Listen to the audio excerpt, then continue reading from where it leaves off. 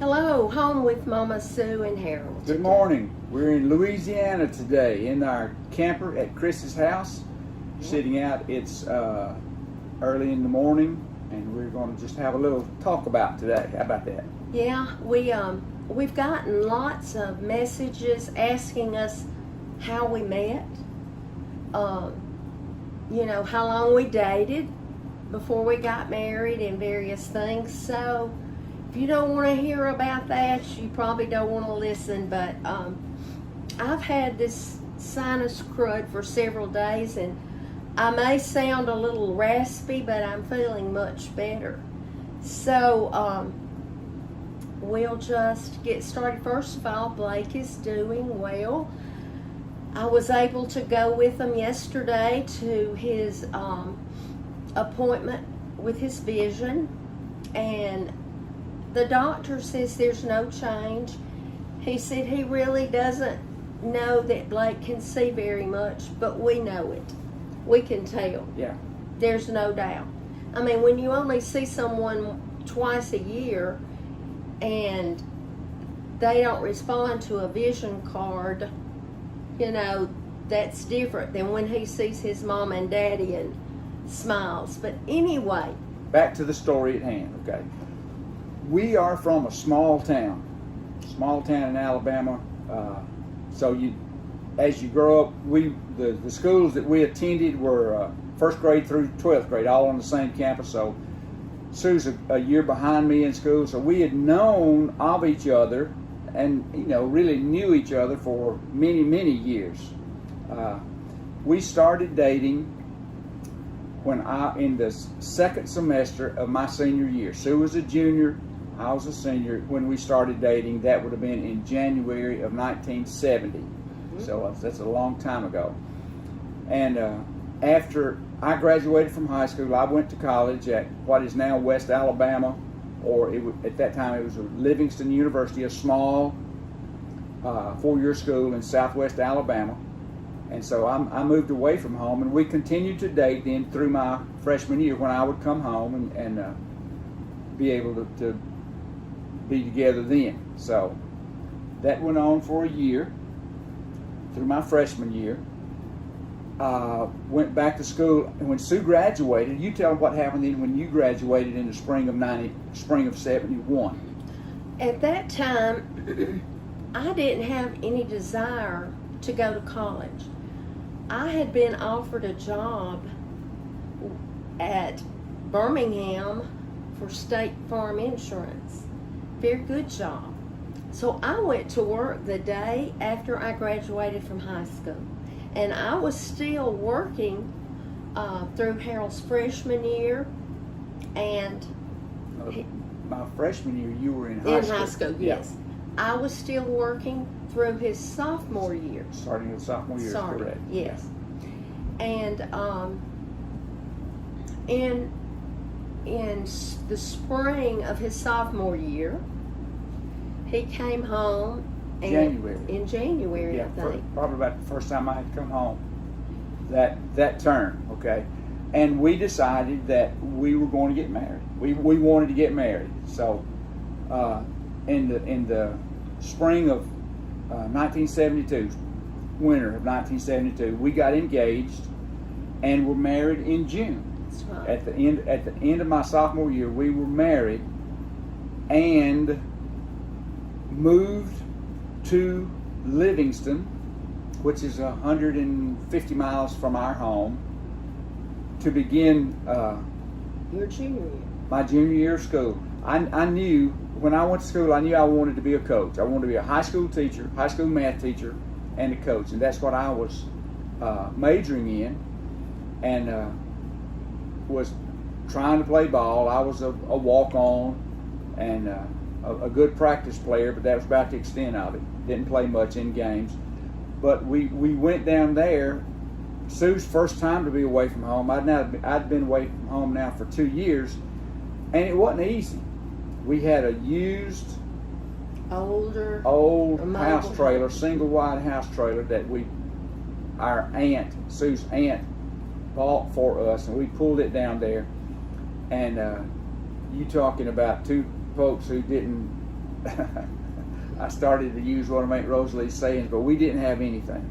No, We had nothing. Sue worked she got a job at Livingston working at the First at a newspaper office. at the weekly newspaper. Hmm. What were you doing? Well, I was doing typesetting Okay. for the newspaper. But I didn't work there very long because Harold came home one night and he said, Sue, there's an opening for a secretary at Livingston in the elementary education department. So I applied for that and I got that job. This was in the fall of 1972. Yeah. Yes. And I worked there, well, until Harold graduated, but his last quarter, they were on quarter systems then. His last quarter, I said, Harold. You said, I'm tired of being the only one working. So she decided, I hate to interrupt, but she decided she wanted to go to school too. She had been working there in the elementary education department with some wonderful ladies, Yes. and Yes. saw what goes into being an elementary teacher and all the fun things that they did with the kids and that kind of stuff we're learning how to do. And that's kind of, she decided then that she might want to be a school teacher. That's right. And of course, I talked to them and they said, you can take classes and come back to work between classes and all. So I did that, and really it was only one quarter before Harold graduated. And he had a job offer at Back at our home. My brother, who had been coaching football in Florida, came home in the summer of '73 and called me and said, do you want a job teaching coaching? And I said, as soon as I can get out. It's not like I was going to the NFL. You know, there's never any question.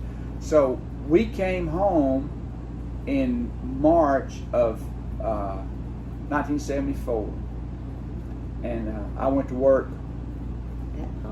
that fall. I just had a make do job to get to the time school started. Sue then went to school at the University of Montevallo, transferred up there. Yes, I did. And I started that summer there. Yeah, summer of '74. And somebody said, how long were y'all married before you had children? We were married 4 years. Right, from '72 to '76. Mhm. And anyway, I started to Montevallo. I got pregnant, and Amy was born, and I graduated when she was 1 year old, and graduated in 3 years. 3 years. That And to had a me baby is, during yes. that time. But I do want to tell you that I was the first person in my family to get a college degree. And I'm not saying that that's important, because I can tell you, unless there's certain jobs you want, there's jobs for people with trades that make lots of money, and we need them. But I kept thinking, I don't know if my mother and my aunts really thought that I would finish school. But I did, and I taught school for 20 years, and my last 5 years, I was the assistant principal. Probably should have continued teaching, because I feel like I wanted everybody to be happy. And when you're in leadership, you have to be firm about some things, and I don't think I did a good job. But I loved the children, and I loved my teachers, and I loved the parents. But that's where we started, isn't it? Yeah, we stayed. We'll get it up to retirement. Okay. We went back to our home high school. By this time, from the time we were in high school till we got out of college, the school had grown enough that there was a separate elementary school on a separate campus, and the high school, middle school on another campus. I was at the high school, middle school. Sue was at the elementary school, and it's the only job either one of us ever had. Yes. The only Teaching job. Sue taught for 25 years. I taught for 28 and a half years, but on in the spring of 2002. Sue retired. I stayed on through the next fall, through football season, and we retired as I was 51 and you were 49 years old. And then so we had to find another job. yeah. I mean, we could draw our teacher retirement, but that wasn't going to that wasn't going to make it. Right. So we've done a little bit of everything. Everything. I have worked, and Harold, all of our lives, and now, even though we're retired, We're retired, mm-hmm. but we're not. No, I think you need to stay busy. If you can stay busy. My aunt, my mother's older sister, was 93 when she passed away. And when she was 86, she was still getting on her tractor, working her gardens, and when she became her knees and all, she couldn't do any longer. And when she had to sit down is when I saw her going down. So I think it's important to stay busy. And when I was battling my sickness with cancer, I remembered what Harold's mother had told me. My mom had cancer. Yes. And I would take her for her radiation treatments, and she would say, my body tells me when I get home to get in the bed. But my mind says if you get in that bed, you won't ever get up. So when I was at my lowest point, I stayed in the recliner. I didn't go to bed because I remembered what Grandmother Garrett said. You push, you keep going, and I think that's half the battle. But y'all, we don't. I don't ever want to waste your time of telling you things, but Angela said people have asked so many questions, so we may try to once a week or once every 2 weeks just talk and pick a topic and tell you about it. So we wanted to tell you how we met and what we did. What do you think? I'm thinking about the first date we ever had. I'll tell you that. Oh my. We should have gotten off. Yeah, my senior year in high school was during basketball season. My brother was my basketball coach. Okay, so I'm playing. He's 9 years older than me. So I'm playing for my brother senior year, and I had asked Sue for a date, and we were going to go out after the basketball game that night. So I guess I took you to the game. I don't remember. Anyway, she's at the game, and word gets to my brother That you have a date with somebody. that little brother's got a date, but he doesn't know with whom. So he sends while we're downstairs getting dressed, the B team is playing, and we're down in the locker room getting dressed. So my brother sends the manager up to the stands Where the student section is. to find out who Harold's got a date with. So the manager goes and stands down in front of the crowd and loudly asks the question, Coach Garrett wants to know who's going out with Harold tonight. So I didn't witness this, but I've heard the story many times yeah. from Sue. And, So it was funny. We look back, we laugh. Harold's family's my family, and I love them dearly, but we've had some good times. yeah. And I just want to tell you before we get off that you're our family. We meet someone I would say 90% of the time, at least 90% of the time, when we go out somewhere, somebody will walk by and do a double take.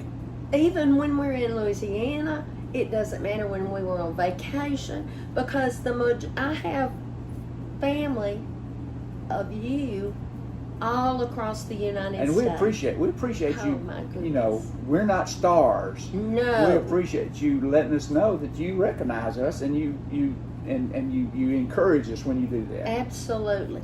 I just want to tell you that Jesus loves you. Absolutely. And I told Harold this morning that I want to be more conscious every day of my mind being on Jesus than my mind being on the drama in this world. So be salt and light wherever you go. That means be a light in this dark world Right. and Make change. Make make let an let effort. your influence, Change. yeah, show people what it means to truly be a Christian, to have the peace of God in your heart. And y'all, I'm so close to 90,000 followers on this page, and my goal is to get to 100,000 before Christmas. So y'all help me by telling someone to like Home with Mama Sue. Thank you for following us, and we'll be back soon. Bye bye.